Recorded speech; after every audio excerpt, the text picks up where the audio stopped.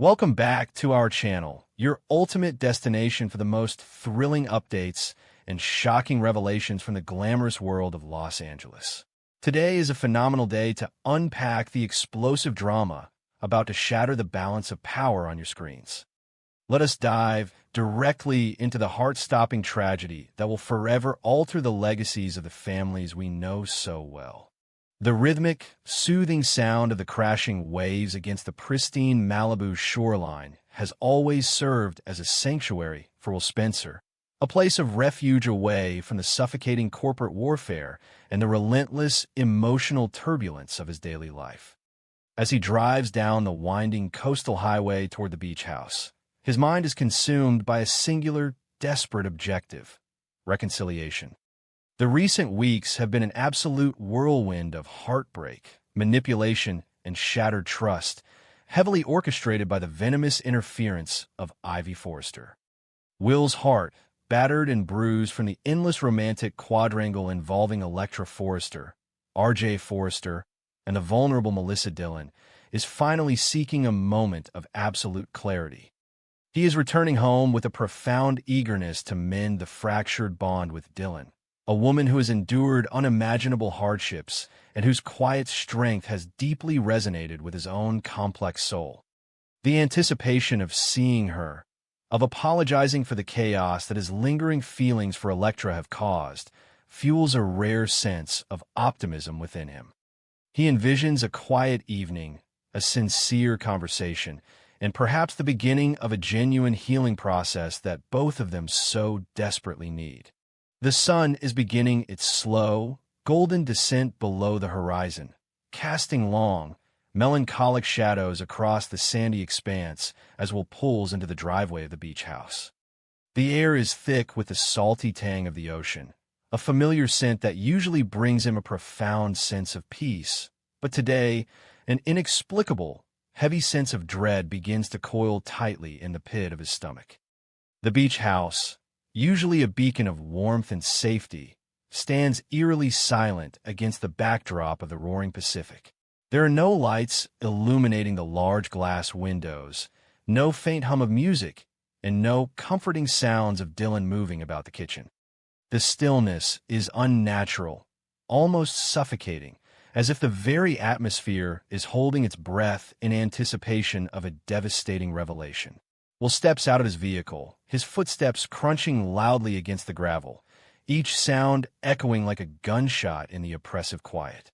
His mind races with 1,000 different scenarios, wondering if Dillon has already packed her bags, terrified by the escalating threats from R.J. Forrester, or she is simply resting after the grueling emotional toll of the past few days. As Will approaches the heavy wooden front door, he notices that it is slightly ajar, the lock disengaged, allowing a cold, biting draft to sweep through the narrow opening. The metallic click of the doorknob turning feels unnaturally loud, echoing through the empty entryway as he steps over the threshold. The interior of the beach house is shrouded in a heavy, suffocating darkness, the only illumination provided by the fading twilight filtering through the expansive oceanfront windows. Will calls out Dillon's name, his voice a mixture of hope and rising panic, but his plea is met with an absolute, terrifying silence. He takes a few tentative steps into the living room, his eyes struggling to adjust to the dim lighting, his senses hyper-alert to any sign of disturbance. The air inside the house is stagnant, carrying a faint, metallic odor that makes the hairs on the back of his neck stand up. The beautiful, serene sanctuary he had envisioned returning to has been inexplicably transformed into a chilling theater of the unknown, and every instinct in his body is screaming that something is horribly, irrevocably wrong. Then the world completely stops. As Will's gaze sweeps across the hardwood floor, past the overturned coffee table and the scattered magazines, his eyes lock onto a sight that instantly paralyzes his entire being. There, in the center of the living room, bathed in the cruel, muted light of the setting sun, lies Melissa Dillon. She is completely motionless, her fragile frame crumpled awkwardly against the floorboards, a stark contrast to the vibrant, resilient woman he knows her to be. But it is not just her stillness that shatters Will's reality. It is the dark, expanding pool of crimson liquid that surrounds her, staining the beautiful wood and seeping into the fibers of the nearby rug. The sheer volume of blood is a horrifying testament to the violence that has just transpired within these walls. The metallic scent he had detected earlier now hits him with a nauseating intensity, confirming the gruesome reality of the nightmare unfolding before his very eyes. Will's breath catches in his throat, his vocal cords paralyzed by a shock so profound that it feels as though the ground has completely opened up to swallow him whole. Time loses all meaning as Will stands frozen, his mind violently rejecting the horrific tableau presented to him. The image of Dylan lying in a pool of her own blood burns itself into his retinas, a permanent, agonizing scar on his psyche. This is the woman who had fought so fiercely to rebuild her life, who had clawed her way out of the terrifying abyss of homelessness and poverty, only to be struck down in the very place she was supposed to be safe. The sheer injustice of it all hits Will with the force of a freight train, his knees buckling slightly as the full weight of the tragedy crashes down upon him. He forces his leaden legs to move, closing the distance between them with agonizing slowness, his heart hammering against his ribs like a trapped bird desperately trying to escape. He drops to his knees beside her, the cold, sticky reality of the blood soaking into the fabric of his trousers, a visceral reminder that this is not a hallucination, not a cruel trick of the fading light, but a devastating, irreversible reality. Will's hands tremble violently as he reaches out to touch Dylan's pale, lifeless cheek, his fingers desperately searching for any faint sign of warmth, any miraculous flutter of a pulse beneath her skin. The silence in the room is deafening, broken only by his own ragged, shallow breathing. He whispers her name, a desperate, broken plea for her to open her eyes, to tell him that this is just a terrible mistake. But the only response is the mocking roar of the ocean outside. The profound sense of helplessness that washes over him is suffocating, a dark, suffocating tide of grief and horror that threatens to pull him under completely. He has witnessed corporate ruthlessness. He has navigated the treacherous waters of family betrayals. But nothing could have ever prepared him for the raw, unadulterated brutality of this moment. The woman he cared for, the woman whose quiet dignity had captivated him, has been brutally silenced, and the sheer magnitude of the loss threatens to completely shatter his sanity.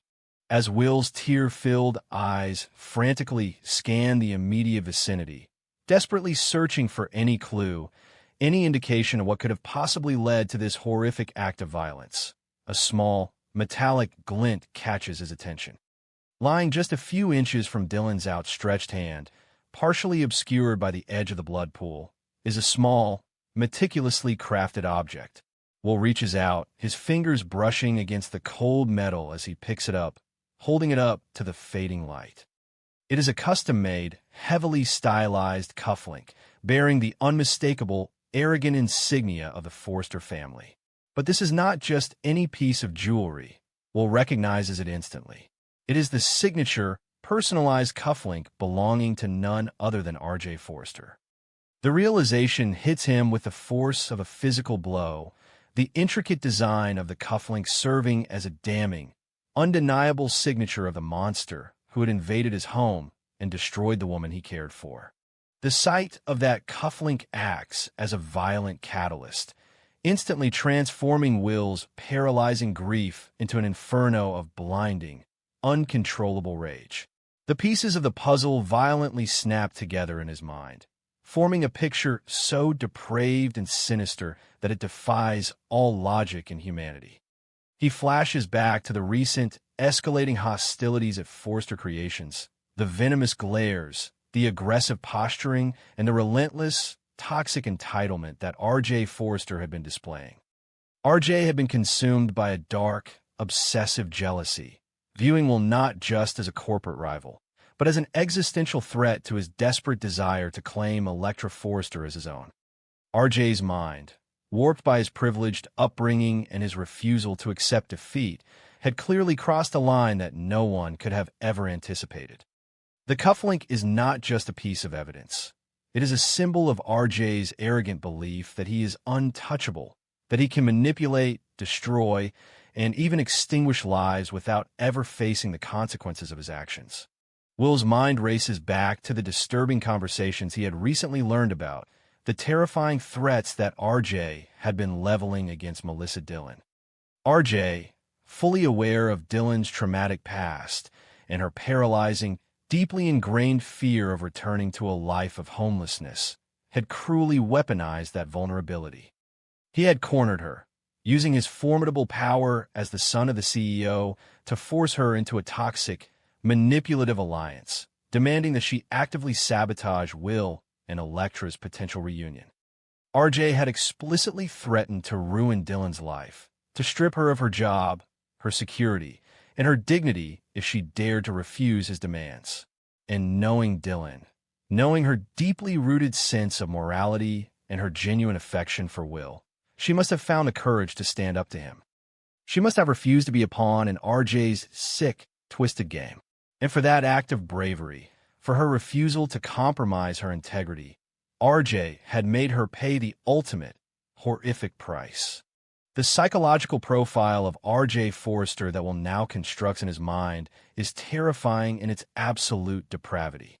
This was no longer just a spoiled heir throwing a tantrum over a lost romance. This was a calculated, ruthless predator who had completely lost touch with reality.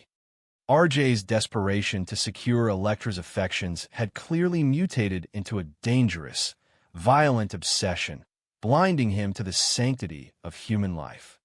The fact that RJ would physically assault and potentially murder an innocent woman simply because she refused to facilitate his romantic manipulations speaks volumes about the darkness festering within the Forrester legacy.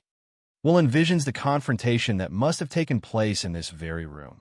RJ's arrogant demands, Dillon's courageous defiance, and the explosive, murderous rage that followed. The thought of Dillon facing that monster alone, terrified but unbroken, fuels a fire within Will that threatens to consume everything in its path. As the reality of RJ's guilt solidifies in his mind, Will's sorrow begins to harden into something far more dangerous. The tears that had been streaming down his face dry up, replaced by a cold, calculating, and absolutely lethal focus.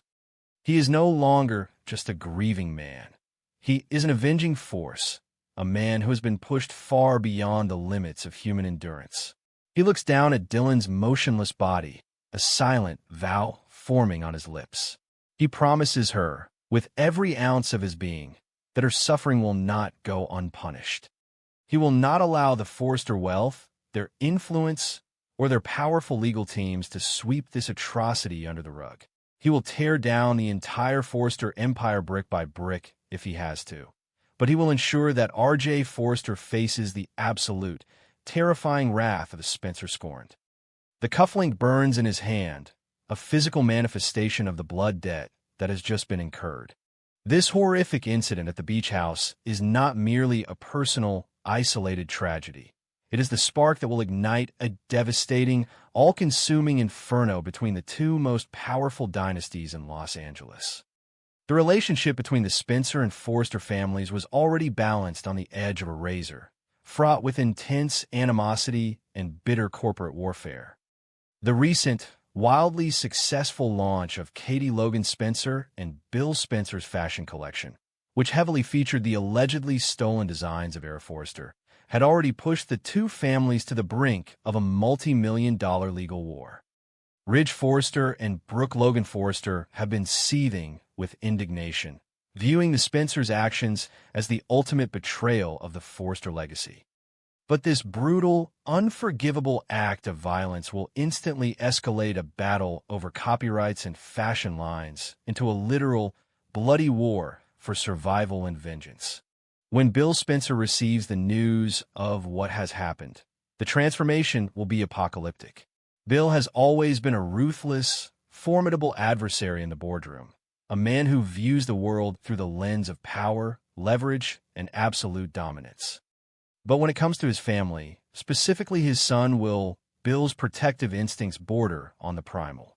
The knowledge that a Forrester, specifically the golden boy RJ, has invaded his son's home, traumatized him beyond measure, and brutally attacked a woman under his son's protection, will awaken the darkest, most terrifying aspects of Bill Spencer's persona.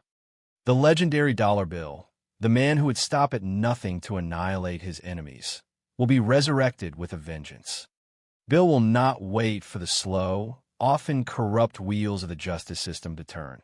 He will launch a full-scale, devastating assault on the Forrester family, utilizing every resource, every dark connection, and every ounce of his massive fortune to destroy them completely. The impending clash between Bill Spencer and Ridge Forrester will be a spectacle of unparalleled destruction. Ridge, blinded by his unwavering, often irrational loyalty to his children, will undoubtedly rush to RJ's defense. Despite the glaring evidence, despite the blood on the floor and the signature cufflink clutched in Will's hand, Ridge will refuse to believe that his son is capable of such a monstrous act. Ridge will likely spin a narrative of a setup, accusing the Spencers of fabricating evidence to destroy his family and distract from the ongoing fashion espionage. This blind, stubborn defense of a murderer will sever any remaining threads of civility or history that exist between Ridge and Bill. The boardroom battles will bleed into the streets, the press will be weaponized, and the collateral damage will be absolutely catastrophic.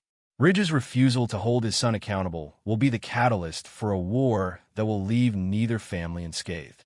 The psychological toll this tragedy will take on the rest of the canvas is equally devastating, particularly for Elektra Forrester. Elektra has been standing at a paralyzing emotional crossroads, desperately torn between her history with Will and her undeniable, passionate attraction to RJ. But the revelation that the man she was contemplating building a future with is a violent, manipulative murderer will shatter her entire world. The guilt she will inevitably feel, the realization that her romantic indecision inadvertently made Dylan a target for RJ's lethal obsession, will be a heavy, suffocating burden to bear. Elektra will be forced to confront the horrifying reality of the Forrester legacy, the toxic entitlement that allows a man like RJ to believe he can kill to get what he wants. Her choice is no longer between two lovers. It is between a grieving, vengeful Will and a family that harbors a monster. Furthermore, the mystery surrounding Dylan's fate adds an agonizing layer of suspense to the unfolding nightmare. Will will believe she is dead, lying motionless in that terrifying pool of blood, the faint possibility of survival hangs in the balance. If Dylan is clinging to life by a mere thread, her potential recovery becomes the most dangerous threat to RJ's freedom. RJ will undoubtedly realize that he left a witness, a victim who can identify him and expose his horrific crimes to the world. This will force RJ into an even more desperate, paranoid state, potentially driving him to finish the job before Dylan can speak. The hospital room will become a fortress, guarded by the Spencers, while the Forresters desperately try to control the narrative. The tension will be absolutely suffocating, a high-stakes game of cat and mouse where the ultimate prize is justice or absolute ruin. We must also consider the mysterious, disguised phone call that Dylan received just prior to this brutal attack. The voice on the other end, claiming they had unfinished business, adds a chilling, complex layer to the investigation. Will is absolutely convinced of RJ's guilt, fueled by the discovery of the cufflink and RJ's known threats. The presence of this unknown caller introduces the terrifying possibility of a larger, more intricate conspiracy. Could Remy Price, the newcomer with a surprise connection to the canvas, be involved in this violent act? Or perhaps someone connected to the unresolved mystery of Luna Nozawa's death has finally caught up with Dylan. The investigation will be a labyrinth of lies, secrets, and false leads, with Will Spencer acting as a relentless, driven force, tearing through every deception to uncover the absolute truth. The dynamic at Forrester Creations will also undergo a radical, toxic shift. Steffi Forrester Finnegan, who has been ruling the company with an iron fist, halting the hope for the future line and alienating key talent, will now find herself leading a company under siege. The public relations nightmare of having the CEO's son implicated in a brutal murder, coupled with the impending legal war with the Logan brand, will threaten to completely dismantle the Forrester empire.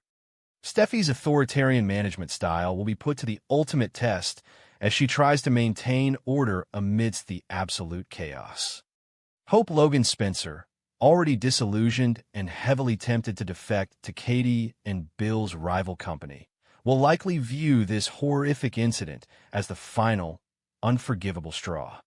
The mass exodus of talent from Forrester Creations to the Spencer-backed Logan brand will accelerate, driven by disgust and a desperate need to distance themselves from the blood-stained Forrester name. The tragedy will also cast a long, dark shadow over the other ongoing storylines, serving as a grim reminder of the fragility of life. Daphne Rose Walton, who has been drowning in the silent, suffocating grief of severe infertility, will be forced to confront the sudden, violent loss of a young woman's life. The juxtaposition of Daphne's desperate struggle to create life against RJ's ruthless destruction of it will be a profound, heartbreaking thematic contrast. Carter Walton will find himself trying to support a grieving, traumatized Daphne while navigating the treacherous corporate fallout of the Spencer Forrester War. The entire fabric of the Los Angeles elite will be torn apart, alliances will be shattered, and the true, dark nature of these powerful families will be exposed for the entire world to see.